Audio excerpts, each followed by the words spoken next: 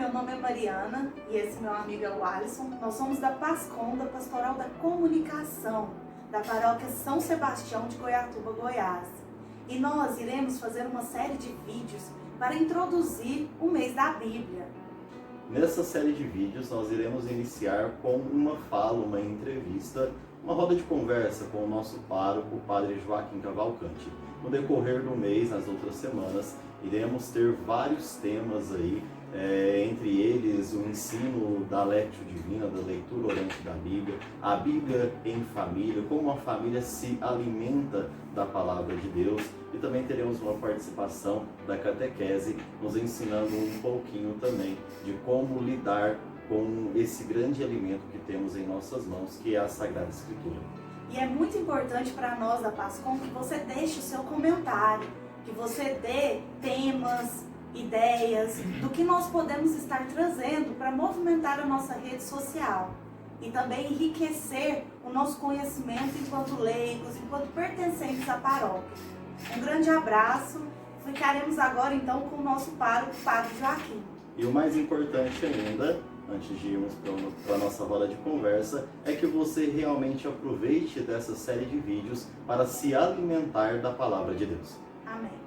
A palavra do Senhor, quando chegou, desinstalou meu coração. Então, pessoal, como já foi dito, hoje nós iniciamos a nossa série de vídeos sobre o mês da Bíblia. E conosco está o nosso pároco, o Padre Joaquim Cavalcante, que irá aí nos orientar um pouco e nos dar de beber da sua sabedoria sobre a Bíblia, sobre o conceito da Bíblia, sobre como o cristão deve se alimentar da Palavra de Deus. Então, Padre Joaquim, eu gostaria que, para começar, o senhor falasse um pouquinho para os nossos ouvintes, para os nossos queridos irmãos aqui da paróquia e de todas as outras pessoas que irão nos assistir, o que o senhor espera desse mês da Bíblia, com toda essa movimentação que estamos introduzindo dentro da paróquia. Uma saudação a todos e a todas que nos acompanham pelo canal da PASCOM, uma saudação a todos os membros da Pastoral da Comunicação, que faz justo o nome que traz, que é fazer ecoar a palavra de Deus, ecoar a mensagem de salvação. Então, acho que nós podemos partir do princípio como surgiu a Bíblia, o conceito de Bíblia e como as coisas foram acontecendo.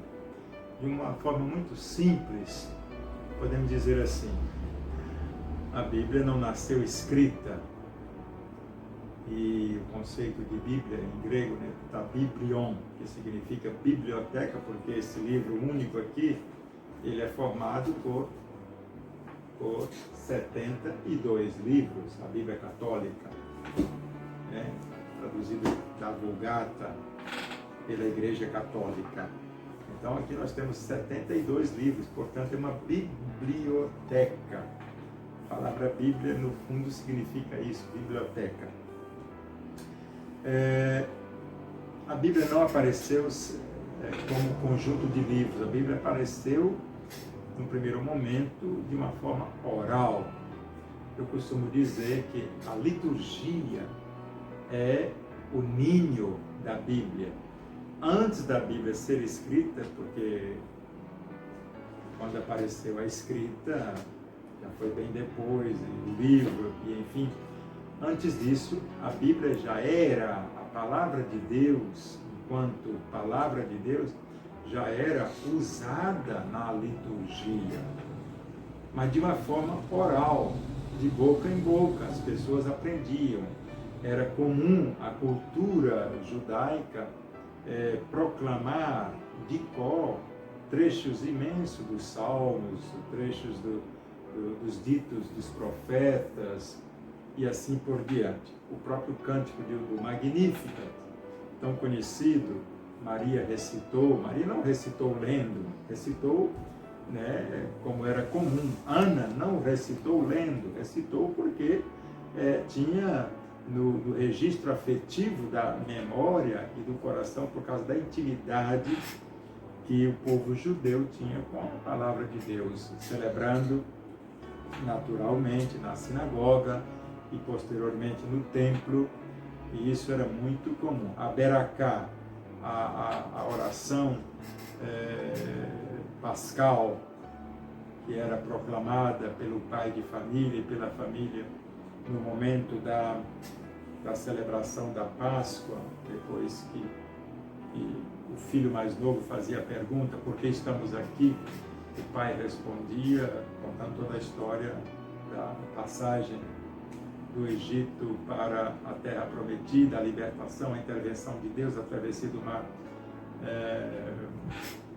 onde cavaleiros e tripulantes do faraó foram naufragados e assim por diante.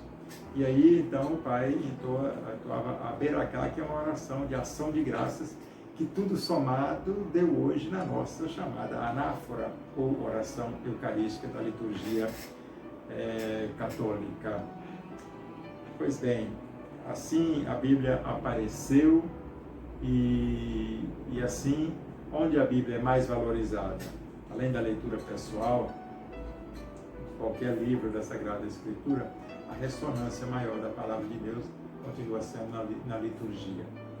Tanto na tradição judaica como na tradição cristã, aliás, o cristianismo herdou muito do judaísmo, a estrutura litúrgica da celebração da palavra, depois da proclamação do texto sagrado. Então, no caso dos judeus, nas sinagogas e no templo, alguém fazia ali um comentário. Hoje é o que nós chamamos de homilia, né? Depois da proclamação. Vamos pegar a liturgia dominical, depois da primeira leitura, o salmo, a segunda leitura, a proclamação do Evangelho.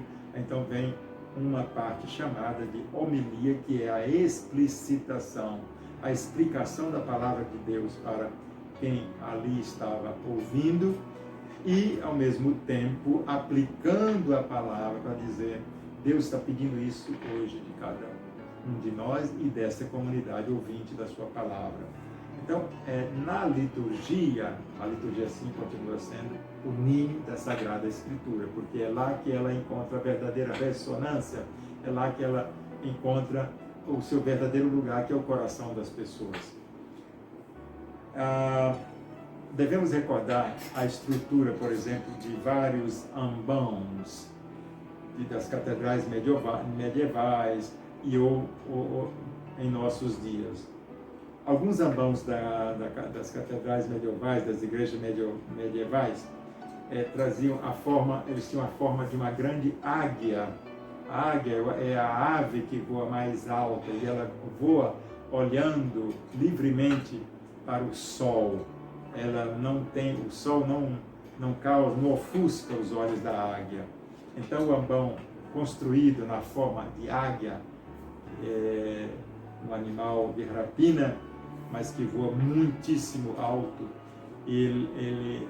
o ambão construído dessa forma para dizer: a palavra daqui proclamada, ela voa na direção do coração de quem a escutou, para fazer frutificar a mensagem que aqui foi anunciada, que é a mensagem de salvação. Se podemos perceber bem, quem frequenta a celebração litúrgica, quando o leitor, a leitora, que seja uma criança, um adolescente, um jovem, um adulto, um homem, uma mulher, seja quem for, quando termina de proclamar o texto sagrado na liturgia, ele diz: palavra do Senhor. Palavra do Senhor, não é dele, não é de ninguém, é do Senhor. Portanto, é a palavra que salva, porque vem do Salvador, é a palavra do Salvador. E quando o diácono, o padre, ou o bispo, o diácono, o presbítero ou o bispo proclama o Evangelho, diz: palavra da salvação. Então é um conjunto bonito. Ali a palavra encontra a ressonância, e o espaço concreto não é o ambão.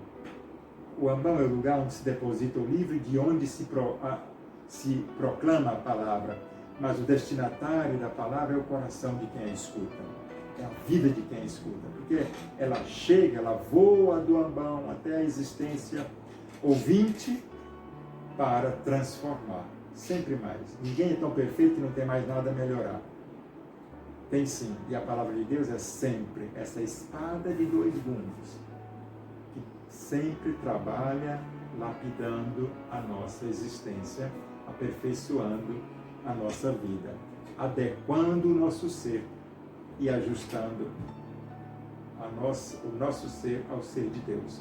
Então esse é o sentido, vamos dizer assim, da Bíblia enquanto palavra de Deus. Tem muita gente que venera a Bíblia, pode decorar versículos e capítulos da Bíblia, mas se isso não tiver efeito concreto na vida, efeito de transformação na vida de quem faz uso do livro, então é simplesmente um livro a mais que se lê. E é muito bonito essa questão litúrgica da Bíblia. O padre muito bem citou no início que a Bíblia, a princípio, o surgimento da Bíblia não se dá de forma escrita, ela se dava nas comunidades onde se partilhava a palavra. E hoje nós vemos, principalmente na homilia, uma coisa que me chama a atenção, é que a homilia ela é querigmática e catequética ao mesmo tempo, aquilo que o padre também nos falou. E esse aspecto querigmático e catequético da homilia, de certa forma, padre, pode ajudar também as comunidades, que são as famílias, a se alimentarem da palavra de Deus, porque o sacerdote, chefe de família, ele escuta a homilia do sacerdote ordenado e chega na sua casa e usa desse querigma, desse aspecto querigmático que bebeu na celebração da Santa Missa, do aspecto catequético que também bebeu e aplica na família. Então a Bíblia, eu lembro muito quando o senhor chegou na paróquia, o senhor orientava, né, a fazer um altar na entrada de casa, na sala, de um local de comunidade, né, familiar. E eu queria que o senhor falasse um pouquinho dessa importância de se ter esse aspecto do altar, de se ter essa partilha da palavra como os primeiros cristãos faziam e hoje as famílias devem e precisam fazer também. Exatamente essa ideia de valorizar o livro enquanto livro sagrado, enquanto livro da palavra de Deus, né? Ele foi sempre, essa ideia vem dos primeiros séculos, vem dos primeiros cristãos. Veja você que um dos primeiros concílios, o concílio de Niceia, concílio de Calcedônia, concílio de Constantinopla, nos primeiros séculos, já se tem a notícia que a Bíblia era colocada no meio da sala conciliar, isto é, dos padres conciliares, né? Então lá estava entronizada a palavra de Deus, como quem dizendo, aqui a inspiração vem do alto, aqui nós obedecemos o que diz o Senhor, né? Então isso é importante, partindo desse princípio. Todo mundo sabe que em 1962, 62 e 63, iniciou o Concílio Vaticano II, cujo documento conciliar, tudo aquilo que foi tratado no concílio está condensado aqui nesse livro, chamado Compêndio do Documento do Concílio Vaticano II. E o concílio tem 4 constituições. A primeira constituição sobre a Sagrada Liturgia. A segunda constituição dogmática é sobre a palavra de Deus, chamada Dei Verbum, a palavra de Deus. Depois tem a Gaudium et Spes e a Lumen Gentium. São as 4 grandes constituições. Só tem essas 4. Na Constituição, o número 21 da Constituição sobre a palavra de Deus, isto é, o número 21 da Dei Verbum, diz o seguinte, eu vou ler aqui, mas do jeito que eu escrevi ali também no computador, está aqui no documento. A igreja, ali está a letra maior, a igreja sempre venerou as Escrituras. Olha que coisa bonita.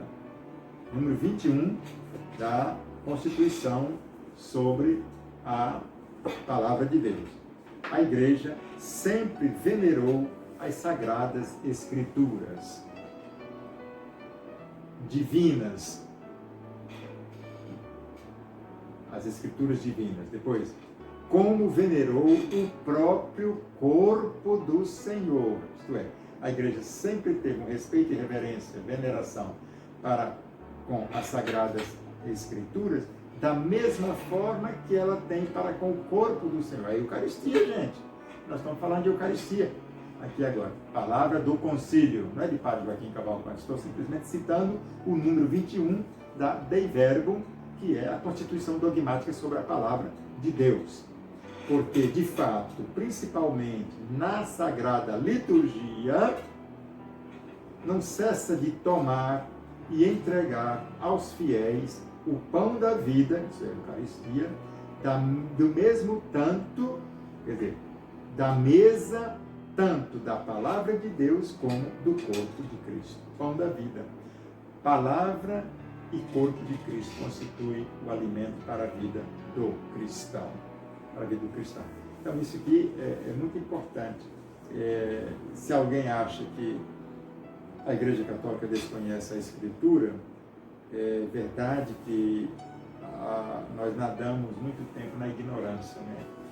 O analfabetismo, a falta de pregadores, uma catequese mais de decoração ou de decoreba do que propriamente de anúncio, de querigma.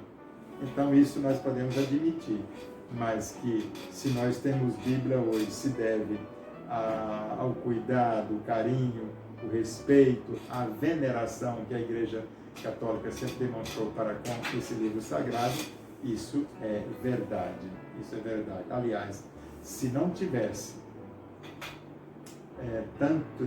tanta dedicação, talvez muitos escritos da Escritura, muitos escritos bíblicos não teriam chegado à nossa mão. Graças ao povo judeu que guardou o Antigo Testamento e os cristãos das primeiras comunidades que depois, sobretudo os apóstolos, que foram ouvindo as pregações de Jesus e convivendo com Jesus, depois escreveram os santos evangelhos. Aqui deixar bem claro que os apóstolos não eram jornalistas, nem da Pascom, ficavam anotando o que Jesus falava. Muitos evangelhos foram escritos 100 anos depois de Cristo, 60 anos depois da morte de Cristo, 80, 90 e assim por diante, né? Então, esse cuidado com a Escritura, a Igreja sempre teve. A Igreja sempre venerou as sagradas divinas Escrituras. E é muito bonito, o senhor falava dessa questão dos evangelhos principalmente, né? A fala do senhor me inquieta em duas partes. A primeira parte que o senhor citou aí a questão dos evangelhos que, né, chamado dentro do estudo da teologia, onde os apóstolos viviam naquele momento por Jesus e depois nas suas comunidades escreveram os evangelhos. Mas a fala do senhor me lembrou uma música do Padre Zezinho, que eu não vou cantá-la, mas depois eu coloco na edição, mas que ela diz assim: a palavra do Senhor, quando chegou, encantou meu coração. É fácil dizer sim, é fácil dizer não. E essa música, depois vai estar aí na edição, tudo bonitinho para vocês, a letra. É uma música que nos fala muito daquilo que o senhor falava, né? Principalmente citando o Concílio Vaticano II, que a palavra do Senhor ela tem que impactar a vida do cristão. Se a palavra passa, se o cristão passa diante do anúncio, radiante da palavra, e isso não gera uma mudança, não gera um impacto, de certa forma ele não compreendeu realmente aquilo que a palavra pede para ele. Então, como que o Senhor poderia aí nos falar um pouquinho dessa missão diante do impacto e dessa paz inquieta que a palavra do Senhor, desse lapidar que a palavra do Senhor deve gerar em nós? Como na vida dos profetas e de toda pessoa que entra em contato com a palavra de Deus, a leitura orante da palavra, por exemplo, no seu quarto, no seu jardim, onde quer que você esteja, na igreja, meditando a palavra de Deus, não tem como, porque é um diálogo que interpela a nossa existência. A palavra de Deus, no silêncio da letra no livro, ela se torna a interpeladora, porque é a inspiração do Espírito, e é o Espírito que age. naquele momento e que faz interpelar. Então, o Espírito dá vida à palavra. Veja bem, seguindo dois padres da igreja, ouvindo dois padres da igreja, São Jerônimo, o tradutor da Escritura, né, das línguas hebraicas e gregas para o latim, lá no início do século IV, e Orígenes, um outro padre da igreja, também muito dedicado à palavra. Ele diz o seguinte: leiamos, pois, as Santas Escrituras, dia e noite, cavemos cada sílaba, acho bonita essa expressão, cavar cada sílaba da Escritura, alimentemo-nos da carne de Cristo, não somente na Eucaristia, mas na leitura das Escrituras. A palavra de Deus que nos alimenta é o estudo das Escrituras. Então, são duas autoridades que vão nessa linha, né? Jerônimo e Orígenes, com esse ensinamento. Realmente não tem como entrar em contato com a palavra de Deus e ela não produzir fruto em nossa vida. Ainda Cesário de Arles, é um padre da igreja do primeiro século, São Cesário de Arles. Então ele diz: a palavra de Cristo não é menos do que o corpo de Cristo. Eu gosto muito de citar isso. Eu gosto muito de citar Cesário de Arles nas homilias, quando fala sobre a Eucaristia.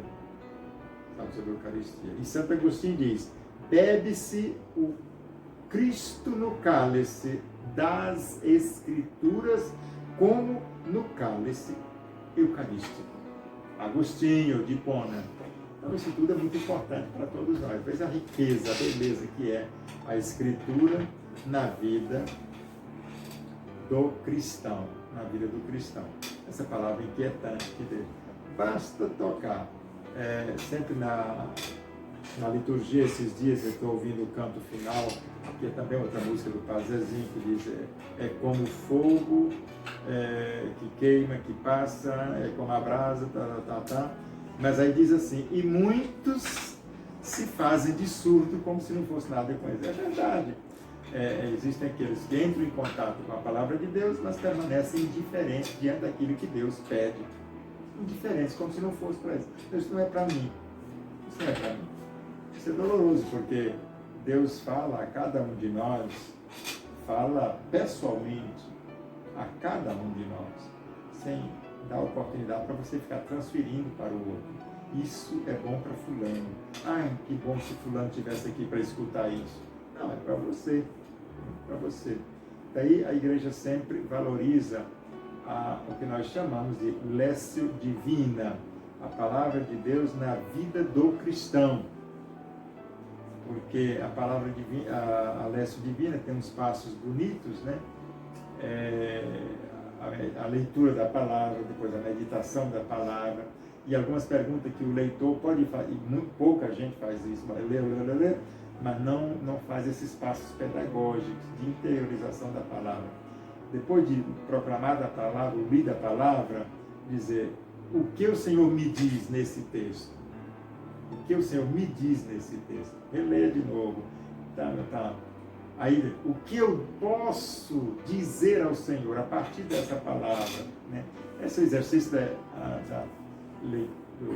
lécio divina, a leitura orante da palavra de Deus. Né? Outro testemunho bonito que vem de Santo Antão. Antão era um monge do deserto, né? Foi quem fundou o monarquismo, a vida monástica no Oriente, né? Como se a leitura tivesse sido feita para ele disse, né? Quando se entra em contato com a Escritura, deve sempre ver o texto como se aquele texto tivesse sido escrito para ele, feito para ele. Né? Estudava tão atento à leitura da Sagrada Escritura que nada lhe escapava. Retinha tudo e assim sua memória lhe servia de livro. A nossa memória é captadora, né? Então ela é como um livro que vai compendiando cada palavra que foi escrita. Eu acho muito tal bonito. texto. Acho muito bonito esse aspecto da palavra, da Bíblia em si, da palavra de Deus ser viva, né? Ela não é uma atualização daquilo que Deus falou nas edições que vão surgindo, nas novas impressões, não é uma atualização. A palavra de Deus, ela é viva e ela se mantém viva na vida dos cristãos. E isso é muito bonito. E isso me faz lembrar uma fala do Papa Leão XIII, numa carta que ele escreveu ao fundador da Congregação dos Padres do Sagrado Coração de Jesus, Padre Leon. Ele escreve pedindo para que os padres dessa congregação e os paroquianos por onde os padres passassem se tornassem alto-falantes da palavra de Deus. Essa expressão de Leão XIII me encanta muito, de tornarmos alto-falante da palavra de Deus. E muitas vezes nós nos alimentamos da palavra, nós estudamos a palavra. O padre citou a Lécio Divina, que nós vamos ter na terceira semana desse mês. Nós vamos ter aí uma fala ensinando a metodologia da Lécio Divina. Mas uma pergunta que eu quero fazer para o senhor é isso.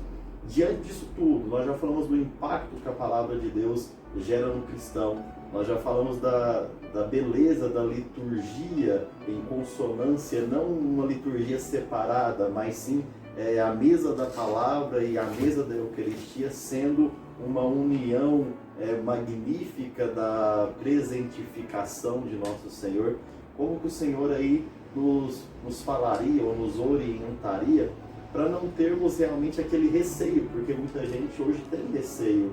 Nós vemos na política, nós vemos nos trabalhos, nas repartições públicas, até mesmo dentro da casa, dentro da comunidade familiar. Por que o cristão ainda tem esse receio de ser esse alto-falante da palavra de Deus? O que falta para que isso não seja mais um empecilho? Bom, antes de responder a sua pergunta, vamos ouvir as perguntas das meninas, porque elas estão ali dando sinal que querem falar também. Eu, como professora de arte, então, eu vejo que teve um processo catequético muito forte da palavra de Deus ser ensinada por meio da arte. Então, teve uma época que a arte, ela ficou como método catequético do ensino, tanto nas iluminuras, quanto nos vitrais, quanto nas rosáceas. Então, sempre contava as passagens bíblicas por meio da arte, né? Então eu fico pensando, tantos falam que a Idade Média foi uma idade das trevas, porque pouco se produziu, mas se produziu muito. E eu acho que o que aconteceu foi aquilo um pouco que o senhor falou, da questão do analfabetismo, das pessoas não saberem ler. Então a igreja encontrou alguns meios para conseguir catequizar a população. Então, assim, eu vejo a Bíblia nesse processo catequético, como a igreja foi buscando essas formas, e aí como ela chega até nós hoje em dia, e hoje ela não é tão valorizada por muitas pessoas. É um livro que a gente guarda na porta da casa, que fica lá no salmo tal para proteger a casa, mas pouco se faz essa leitura orante, essa conversa. E as pessoas tinham sede antes dessa palavra e não podiam ler. E hoje nós temos a palavra aí e as pessoas não buscam esse aprofundamento. Então eu queria que o senhor falasse um pouquinho dessas coisas de pessoas que pegam versículos soltos da Bíblia, pregam lá na frente e fazem todo mundo acreditar sem ter um contexto histórico, sem ter um contexto social. Porque é isso que acontece hoje em dia, em muitas igrejas, em muitos locais. Eu não falo tanto nas homilias, o senhor me entende. Que pega aquele versículo como uma verdade, coloca na cabeça dos fiéis, até às vezes deturpam algumas coisas, em prol de uma leitura, às vezes até mesmo errada, sem conhecer o que passava naquele povo, por que que eles não comiam tal carne, por que que eles vestiam desse jeito, como que era a comunidade, né? Então, assim, tem esse problema hoje em dia. Então, Mariana, é muito interessante a sua colocação, pergunta que vem também, que pela Bíblia, se eu não contextualizo, eu posso até negar a existência de Deus. Tem um salmo que diz o insensato, 2 pontos, Deus não existe. Se eu pego só depois de 2 pontos, aí eu saio gritando por aí que Deus não existe, que a Bíblia falou que Deus não existe. É uma frase descontextualizada, né? Então, para a leitura da Bíblia, o grande Frei Carlos Mestres tem um método de leitura da Bíblia, ele gosta de repetir sempre dizendo que é o pretexto, o contexto, né, e o texto. Todo texto sagrado, ele nasceu de um pretexto, depois de um contexto, e aí virou texto. Isso faz sentido. Não é assim, né? Do jeito que cada um já começa a jogar e pegar frases soltas e sem contextualizar. Isso faz uma compreensão muito deturpada. Isso traz uma compreensão muito deturpada da palavra de Deus. Voltando à pergunta do Alisson, né? Por que o povo se retrai na proclamação da palavra, no anúncio, no querigma, enfim, da palavra? Exatamente por falta de intimidade com a palavra. Eu acho que isso aí. Porque quando nós recebemos a palavra, porque só o batismo não nos faz, só a graça batismal não nos faz sabedores e conhecedores da palavra. É preciso entrar em contato com ela e é preciso estudar. É preciso estudar. Veja o que disse os padres da igreja que eu citei antes, né? Estudar a Sagrada Escritura como se bebesse, né? Bebesse do cálice da Escritura e do cálice da Eucaristia. Que maravilha! Então, às vezes as pessoas escutam enquanto recebem, mas saem dali, não tem o gosto para transmitir. Se você perguntar para ela depois que sair da igreja, o que você compreendeu, o que você me diz do Evangelho de hoje? Ela gagueja, ela não sabe. Então, parece que vai mais assim, tem gente que vai mais para cumprir um preceito, mas não para alimentar a fé e colocar a fé em exercício. Porque uma fé que não anuncia o alimento, que não dá o alimento que ela recebe, então é uma fé inoperante. Nós podemos dizer, temos fé, mas é uma fé inoperante, né? Então, como o padre muito bem disse, é preciso, né, que nós nos esforcemos para nos apaixonarmos cada dia mais pela palavra, porque senão, eu vou usar um termo que o senhor me permite, senão a gente se torna o cristão, o católico de IBGE, né? Só fala que é para preencher aquela fichinha do IBGE quando batem na porta da nossa casa. E isso é muito perigoso, porque isso não é ser cristão. Ser cristão é vivenciar aquilo que a igreja nos propõe, e além disso e superior a isso, é ser um imitador de Cristo, é ser um Cristo grande, é ser cristão. Nós participamos da missa e depois saímos para a missão, então nós precisamos realmente nos alimentar dessa palavra. E tem uma frase que me encanta muito que fala que devemos levar a palavra de Deus, o coração de Deus ao coração do mundo. Então, parafraseando, eu digo, né, precisamos levar a palavra de Deus em meio à palavra do mundo, para que o mundo também sinta esse abraço acolhedor da palavra de Deus. Então, padre, para nós encerrarmos, eu queria que o senhor deixasse a sua mensagem para todos os nossos paroquianos, para todos os nossos amigos e todos aqueles que acompanham o trabalho da PASCOM sobre a palavra de Deus e sobre esse mês que se inicia e iremos encerrar aí com a celebração do dia de São Jerônimo. Então, a palavra é muito simples, eu faço votos que cada cristão se torne íntimo da palavra de Deus. Nesse mês de setembro, E nós procuramos incentivar mais e mais a leitura da Escritura para que o cristão adquira essa familiaridade com a palavra e esse enriquecimento. Na teologia bizantina tem um pensamento mais ou menos assim: a Sagrada Escritura como regra e modelo de vida para o cristão, deve ser regra e modelo de vida para o cristão, de modo tal que o cristão se torne um pneumatóforo. O que é isso? Pneuma vem do Espírito Santo, vem de espírito, pneuma, espírito.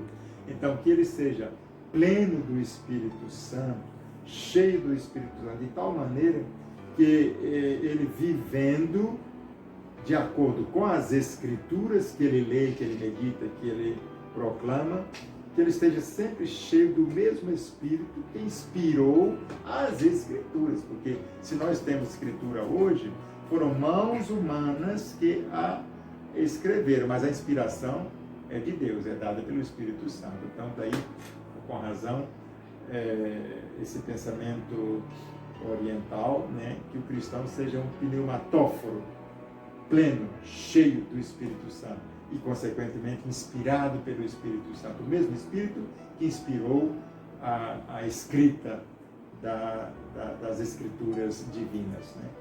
Que nós, minha gente, tenhamos essa disposição, essa abertura e largueza de coração para acolhermos a palavra de Deus, mas para sermos ouvintes da palavra de Deus, acolhermos a palavra de Deus, praticantes da palavra de Deus e anunciadores da palavra de Deus.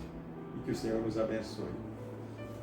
Então, pessoal, para você que nos acompanhou até aqui, nessa formação, nesse diálogo, nesse bate-papo que tivemos com o nosso pároco, Padre Joaquim, os nossos mais singelos agradecimentos, peço que você compartilhe esse vídeo para que mais pessoas possam ser também impactadas pela palavra do Senhor e sejam ousadas diante de todos esses ensinamentos que recebemos hoje, para cada dia mais buscar a intimidade com a palavra de Deus. Muito obrigado e até o próximo vídeo.